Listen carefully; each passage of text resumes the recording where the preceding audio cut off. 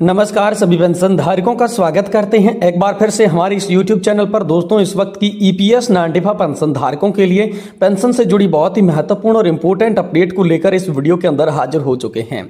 जी दोस्तों, आज की इस वीडियो के अंदर 4 प्रमुख बड़ी खबरों के बारे में हम जानकारी आप सभी को देने वाले हैं, जिसमें दोस्तों पहली बड़ी अपडेट की बात करें तो EPS नांटिफा पेंशन धारकों को मिलेगी अधिक पेंशन। श्रम मंत्री ने PM मोदी से की चर्चा और मिला आश्वासन। जी हाँ दोस्तों, इससे बड़ा अपडेट निकल कर आया है कि EPS नांटिफा पेंशन धारकों के लिए अब अधिक पेंशन को लेकर श्रम मंत्री मनसुख मांडविया ने PM मोदी के बीच में यहां पर चर्चा की है और चर्चा में दोस्तों बड़ा आश्वासन EPS नांटिफा पेंशन धारकों की पेंशन बढ़ोतरी को लेकर मिल चुका है।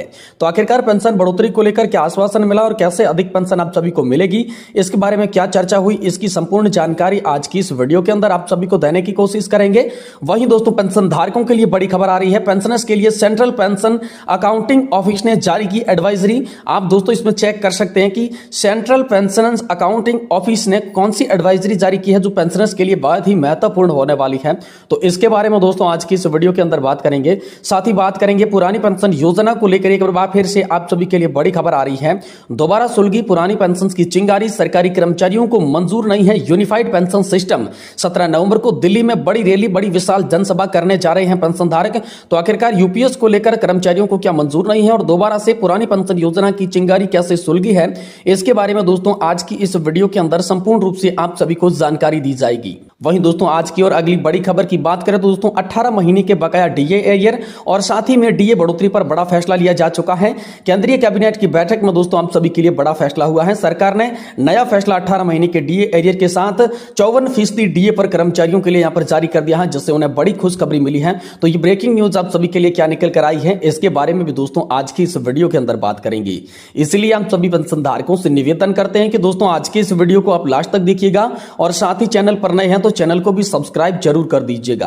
तो चलिए बिना किसी देरी के पहली बड़ी खबर की ओर चलते हैं और जानते हैं कि EPS नांटिफा पेंशन धारकों को कैसे अधिक पेंशन मिलेगी। श्रम मंत्री ने PM मोदी से चर्चा की और आश्वासन दिया है। इस आश्वासन की भी बात करेंगे तो आखिरकार क्या इस आश्वासन के अंदर है, क्या चर्चा के अंदर हुआ है, चलिए आपको विस्तार से इस वीडियो के अंदर बताते हैं। देखिए दोस्तों, देश भर के कर्मचारी पेंशन योजना 1995 के पेंशनभोगी लंबे समय से अपनी पेंशन वृद्धि की मांग कर रहे हैं। अब सरकार इस मुद्दे पर गंभीरता से विचार कर रही है। हाल ही में केंद्रीय श्रम और रोजगार मंत्री मनसुख मांडविया ने पेंशनर्स से मुलाकात की और उनकी समस्याओं को समझा और सुना है। इसी को लेकर दोस्तों हम सभी के लिए बड़ी खबर आ रही है कि मंत्री ने आप सभी के लिए आश्वासन दिया है। सरकारी कर्मचारियों की पेंशन योजना 1995 के तहत न्यूनतम पेंशन को बढ़ाकर 7,500 रुपए करने को लेकर सरकार जरूरी कदम उठाएगी और इस मामले पर प्रधानमंत्री नरेंद्र मोदी से भी चर्चा की जाएगी। तो आइए इस विषय में विस्तार से हम सभी को अपडेट देते हैं। दोस्तों वर्तमान में कर्मचारी पेंशन योजना 1995 पेंशन योजना के तहत पेंशन भोगियों को औसतन 1,500 रुपए प्रति माह की पेंशन मिल रही है, जिससे 36 लाख से भी अधिक पेंशन भोगी 1,000 रुपए से भी कम पेंशन हाल फिलहाल में प्राप्त कर रही हैं। यह राशि इतनी कम है कि बुढ़ापे में जीवन यापन करना बेहद मुश्किल हो गया है। पेंशन भोगियों की मांग है कि न्यूनतम पेंशन 7,500 रुपए प्रति माह होनी चाहिए, जिसमें महंगाई भत्ता और जीवन साथी के लिए मुफ्त स्वास्थ्य सेवाएं भी शामिल हो जानी चाहिए। तो दोस्तों इसमें नेशनल एजुकेशन कमेटी की विरोध और मांगे निकलकर सामने आ चुकी है। राष्ट्रीय संघर्ष समिति ने इस मुद्दे पर जोरदार विरोध प्रदर्शन किया, जिसमें देश भर के पेंशनर्स ने हिस्सा लिया है। नेशनल एजुकेशन कमेटी के अध्यक्ष अशोक रावत ने कहा कि श्रम मंत्री मांडविया ने उन्हें भरोसा दिलाया है कि उनकी मांगों को यहाँ पर गंभीरता से लिया जाएगा और जल्द ही उचित निर्णय उन सभी के लिए लिया जाएगा। तो दोस्तों इस मुद्दे पर कांग्रेस और अन्य विपक्षी दलों ने भी पेंशनर्स का समर्थन किया है। उन्होंने कर्मचारी पेंशन योजना 1995 में पेंशन वृद्धि की मांग को पूरा करने का भी आश्वासन सभी पेंशन धारकों को दिया है। तो दोस्तों आप जानते हैं कि आखिरकार पेंशनर्स को क्या बड़ी उम्मीदें हैं, क्या उनकी मांगे पूरी हो सकती है, इसके बारे में दोस्तों हम सभी की निगाहें सरकार के अगले कदम पर टिकी है। पेंशन भोगियों को उम्मीद है कि प्रधानमंत्री मोदी के हस्तक्षेप से उनकी समस्याओं का समाधान निकलेगा और उन्हें बुढ़ापे में बेहतर पेंशन मिल सकेगी। सरकार की ओर से किए गए आश्वासन से पेंशनर्स को जल्द ही उम्मीद की किरण जगी है, लेकिन वे तब तक शांत नहीं बैठेंगे जब तक उनकी मांगे पूरी नहीं हो जाती। यह देखना दिलचस्प होगा कि सरकार आने वाले दिनों में क्या कदम उठाएगी और क्या कर्मचारी पेंशन योजना 1995 के पेंशनर्स की यहाँ पर जो मांगे हैं वो पूरी होने वाली है। ये दोस्तों बड़ी खबर हम सभी के लिए हाल फिलहाल में निकलकर सामने आ चुकी है। वहीं दोस्तों बात करें तो पेंशनर्स के लिए सेंट्रल पेंशन अकाउंटिंग ऑफिस ने जारी की है नई एडवाइजरी। जी दोस्तों, पेंशन भोगी सावधान हो जाइए। इसको लेकर ऑफिस मेमोरेंडम जो है सेंट्रल पेंशन अकाउंटिंग ऑफिस की ओर से आ चुका है। तो दोस्तों क्या एडवाइजरी आई है, चलिए आपको विस्तार से बताती हैं। जी हाँ दोस्तों, सरकार से यहाँ पर जो है जब से सरकार ने नई पेंशन योजना यानी कि यूपीएस लागू की है तब से डिजिटल जालसाज की सक्रिय हो गए हैं।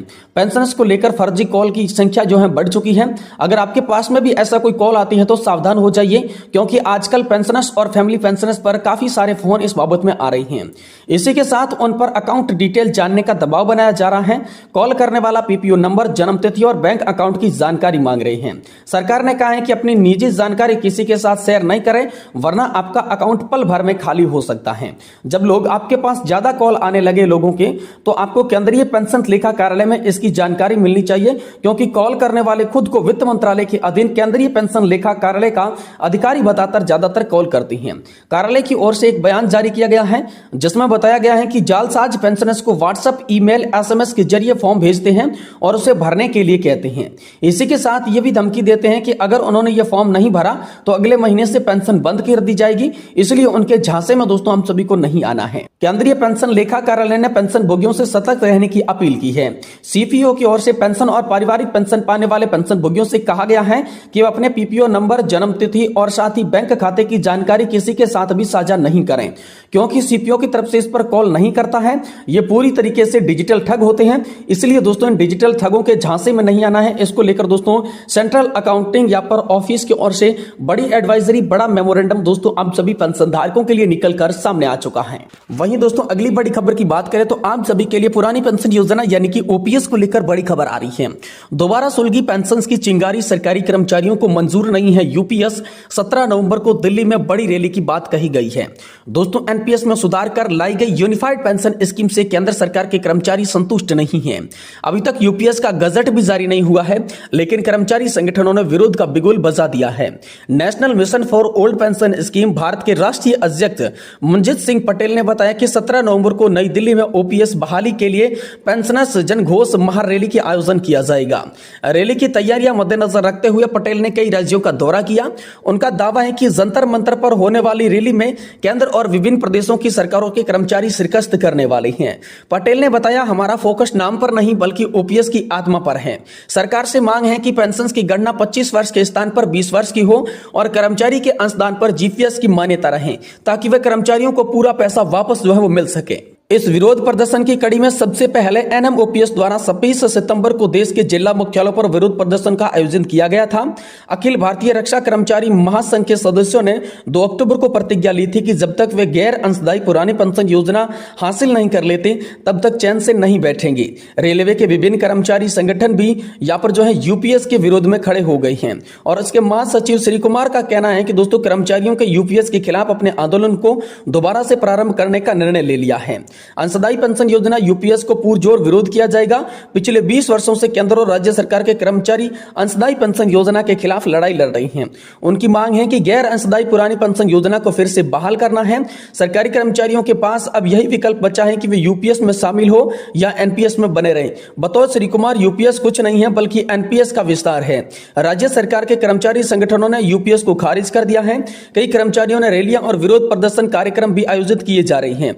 वे यूपीएस को स्वीकार नहीं कर सकते हैं। वजह यह कि अंशदायी प्रवृत्ति की यह योजना कर्मचारियों की संचित निधि, जिनमें 3 दशकों से अधिक समय तक योगदान दिया है, उसे वापस नहीं लौटाया जाएगा। भले ही पेंशन की पात्रता 25 साल रखी गई है, लेकिन कर्मचारियों को पेंशन का 60% उम्र के बाद ही मिलेगा। पुरानी पेंशन योजना में मिलने वाले कई लाभ एनपीएस और यूपीएस में नहीं मिलते हैं। इससे कर्मचारियों में काफी आर्थिक नुकसान देखने को पड़ रहा है और इसी को लेकर दोस्तों कर्मचारी जो है, पेंशन धारक जो है, वो लगातार विरोध प्रदर्शन कर रहे हैं। और इसी को लेकर दोस्तों दिल्ली के जंतर मंतर पर आप सभी के लिए 17 नवंबर को विशाल जनसभा महारैली का आयोजन किया गया है। ये बड़ी खबर दोस्तों हाल फिलहाल में आप सभी के लिए निकलकर सामने आ चुकी है।